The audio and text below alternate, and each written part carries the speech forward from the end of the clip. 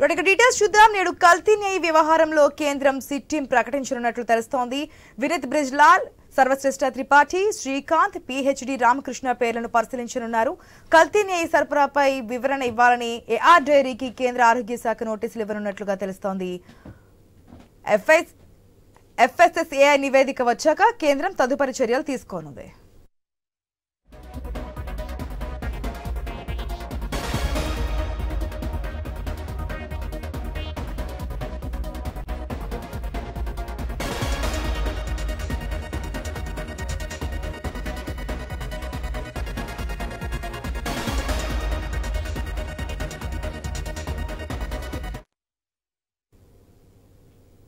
నేడు కల్తీ న్యాయ వ్యవహారంలో కేంద్రం సిట్ టీం ప్రకటించనున్నట్లుగా తెలుస్తోంది. వినీత్ బ్రిజ్లాల్, సర్వశ్రేష్ఠ త్రిపాఠి, శ్రీకాంత్, పిహెచ్డి రామకృష్ణ పేర్లను పరిశీలించనున్నారు.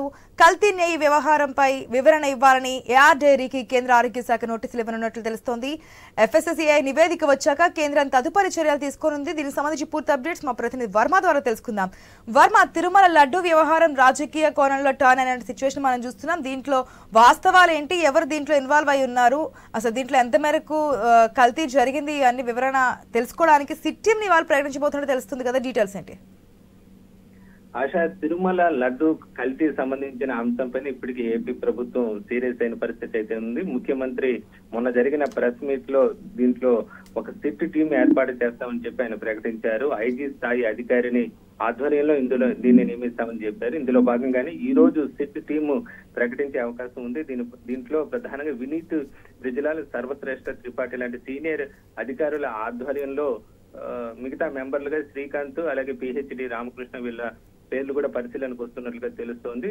ఉన్నత స్థాయి బృందాన్ని వేసి సిట్ టీం మొత్తం లడ్డు సంబంధించిన కల్తీ పైన ఒక రిపోర్టు ప్రభుత్వానికి ఇచ్చే అవకాశం ఉందని చెప్పొచ్చు. ఈ రోజు దీనిపైన అధికారికంగా ఒక ప్రకటన అయితే విడుదలయ్యే అవకాశం ఉంది. ఇక ఇప్పటికి కేంద్రం కూడా ఈ అంశంపైన సీరియస్ అయిన పరిస్థితి అయితే ఉంది. ముఖ్యంగా ఏఆర్ డైరీ పైన పెద్ద ఎత్తున విమర్శలు వస్తున్న నేపథ్యంలో టీటీడీ కూడా ఏఆర్ డైరీ ఇచ్చిన ఆ నెయ్యి అనేది నాణ్యత ప్రమాణాలు పాటించలేదని చెప్పిన నేపథ్యంలో దానిపైన కేంద్ర ఆరోగ్య శాఖ కూడా ఏఆర్ డైరీకి నోటీసులు జారీ చేసిన పరిస్థితి అయితే ఉంది. అలాగే FSSAI దీనికి సంబంధించిన పరీక్షలు కూడా నిర్వహించాలని చెప్పి ఆదేశించారు.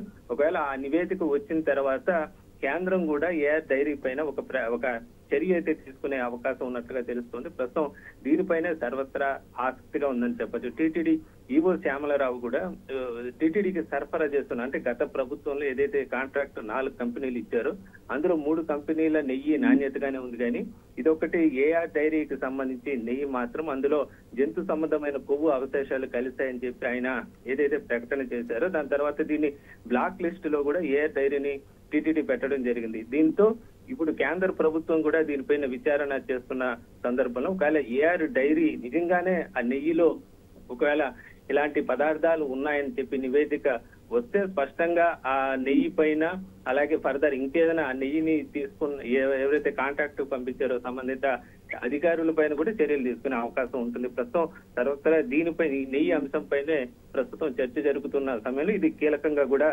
చెప్పుకోవచ్చు. మరోవైపు నిన్న టీటీడీ శాంతి యాగం, పంచ గవ్య సంప్రోక్షణ లాంటి కార్యక్రమాలు నిర్వహించడంతో ప్రస్తుతం నెయ్యి శుద్ధంగానే ఉందని ప్రస్తుతం వాడుతున్న 2 నెయ్యి కంపెనీలు మాత్రం ప్రస్తుతం వాడుతోంది.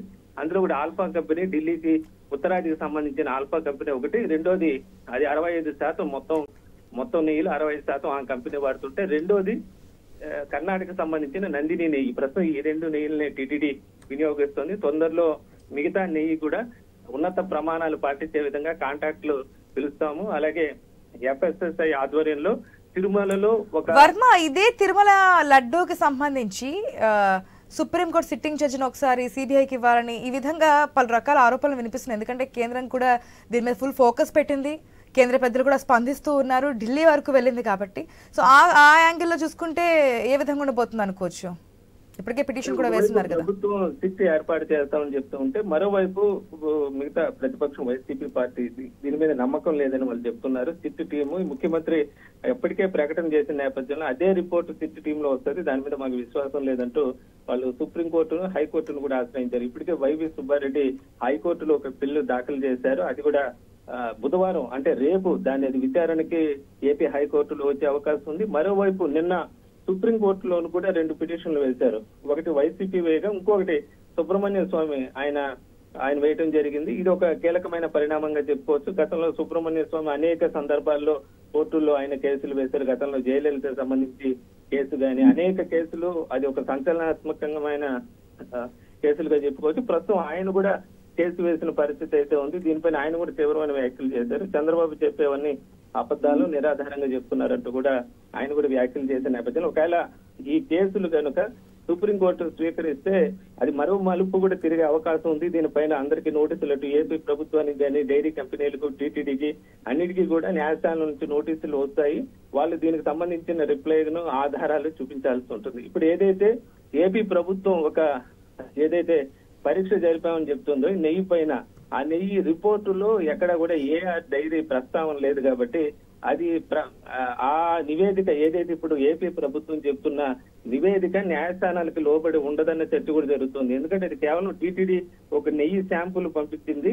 ఆ నెయ్యి శాంపుల్ పైన మాత్రమే ఏదైతే ఎన్డీడీపీ ఒక రిపోర్ట్ అయితే ఇవ్వడం జరిగింది. అయితే ఆ రిపోర్టులో ఎక్కడా కూడా ఏ డైరీ ప్రస్తావన లేదు కాబట్టి దీన్ని ప్రామాణికంగా తీసుకునే అవకాశం న్యాయస్థానాలు లేవని కూడా చెప్పచ్చు. దీంతో ఏదైతే ఇప్పుడు కేంద్ర ప్రభుత్వం ఏదైతే నోటీసులు ఇచ్చిందో FSSAIకి, ఆ రిపోర్టు వస్తేనే ఆ కంపెనీ నిజంగా అది తప్పు చేసిందా లేదా అనేది తేలే అవకాశం ఉంటుంది. ఎందుకంటే ఆ కంపెనీ కూడా ఇప్పటి వరకు మేము నాణ్యమైన నెయ్యి ఇస్తూనే ఉన్నాము, టీటీడీ కూడా అన్ని పరీక్షలు చేసి కరెక్ట్ గానే ఉందని చెప్పి ఆ నెయ్యిని వాడారని కూడా ఆ కంపెనీ చెప్తోంది. కాబట్టి ఖచ్చితంగా ఈ ఇష్యూ ఇంకా ముందుకు కొనసాగే అవకాశం అయితే చాలా స్పష్టంగా కనిపిస్తుందని చెప్పుకోవచ్చు. మొత్తం మీద సిట్టు దర్యాప్తు ఒకవైపు ఏపీ ప్రభుత్వం చేస్తున్న సమయంలోనే మరోవైపు ఇటు సుప్రీంకోర్టు కానీ, ఇటు హైకోర్టు కానీ ఈ కేసును కానీ స్వీకరిస్తే అది మరింత సీరియస్ అయ్యే అవకాశం అయితే చాలా స్పష్టంగా ఉందని చెప్పొచ్చు. ఆశ.